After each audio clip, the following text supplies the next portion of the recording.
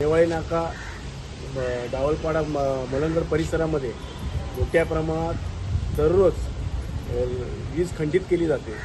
या ठिकाणी परिस्थिती एवढी बिकट आहे की महिलांच्या माध्यमातून तिथल्या रहिवाशांच्या माध्यमातून आता माहिती मिळाली की एखादी महिला प्रेग्नेंट आहे, तिला काही विद्यार्थी शिक्षणासाठी ते पीडित आहे। एखादा ज्येष्ठ घरातला व्यक्ती आजारपणाने होरपळलेला आहे, तो पीडित आहे।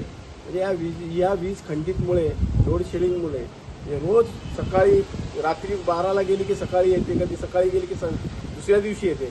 अशी परिस्थिती या भागामध्ये असल्यामुळे आज आम्ही MSEBच्या अधिकाऱ्यांना भेटलो आणि त्या ठिकाणी त्यांना आज आम्ही प्रत्यक्ष भेटून ट्रान्सफॉर्मरची मागणी केली। त्याचप्रमाणे वीज पुरवठा त्या ठिकाणी खंडित होणार नाही याची काळजी घ्यावी अशी विनंती पत्र दिलेले आहे। येणाऱ्या काळामध्ये जर त्या ठिकाणी परत जर परिस्थिती अशी झाली तर मोठ्या प्रमाणात या ठिकाणी येऊन लोकांच्या आक्रोशाला समोर जावं लागेल अधिकाऱ्यांना आणि मोठ्या प्रमाणात आंदोलन करावं लागेल, उग्र आंदोलन होईल आणि त्याची जबाबदारी ही सगळ्या अधिकाऱ्यांवरती असतील। मी या ठिकाणी आवाहन करतो आणि विनंती पण करतो की आपण येणाऱ्या काळामध्ये आमच्या या भागामध्ये वीज खंडित होणार नाही याची काळजी घ्या। गेल्या अनेक दिवसापासून रात्रीच्या वेळेला ज्याप्रमाणे वीज जातो आणि ती सकाळीच येतो, त्याच्या अनुषंगाने आज सन्माननीय महेश गायकवाड साहेब आणि आमच्या परिसरातील सर्व महिला मिळून आज अधिकाऱ्यांना भेट दिलेली आहे आणि त्यांना सक्त सांगितलेले की जो प्रकार चालू आहे हा लवकरात लवकर थांबला पाहिजे,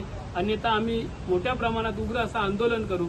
तसेच नेवाळी नाका आणि आमच्या मलंगड परिसरातील जी छोटी मोठी कामे आहेत ती येत्या पावसाच्या अगोदर पूर्ण झाली पाहिजे, जेणेकरून पावसाळ्यामध्येही कोणत्याही प्रकारचा इतर लोकांना लाईटचा त्रास होणार नाही अशा प्रकारची खबरदारी घ्यावी, अशा प्रकारच्या सूचना सन्माननीय सर्व MSEBच्या अधिकाऱ्यांना सन्माननीय महेशदादा यांनी दिलेल्या आहेत। मी आमच्या सर्व मलंगड परिसराच्या वतीने महेशदादांचे यांचे मनापासून आभार मानतो की अतिशय जलद गतीने